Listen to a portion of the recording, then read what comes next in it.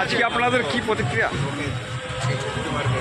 আমাদের মুখ্যমন্ত্রী সাধু সন্তদের বিরুদ্ধে, হিন্দুত্বের বিরুদ্ধে যেভাবে খর্গহস্ত হচ্ছেন, নির্বাচনী জনসভা থেকে যেভাবে সাধু সন্তদের আক্রমণ করছেন, তারই প্রতিবাদ স্বরূপ আমরা আজকের এই সন্ত স্বাভিমান যাত্রা করছি।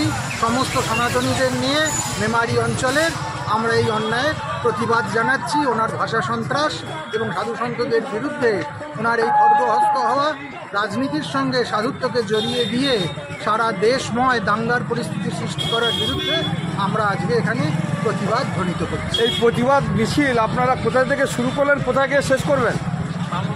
আমরা বামনপাড়া থেকে শুরু করছি এবং কৃষ্টি হলে গিয়ে শোভাযাত্রা শেষ হবে। কুমন্তব্যের প্রস্তাবে আপনারা যে প্রতিবাদ করছেন তার আপনাদের মূল উদ্দেশ্য কী, মানে কী বলতে চান? মূল উদ্দেশ্য ওনাকে সংযত হতে হবে।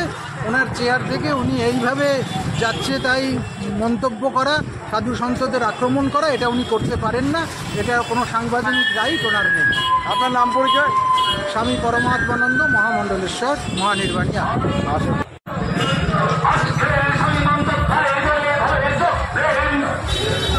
ঠিক আছে, ওইখানটা বাতি দেখা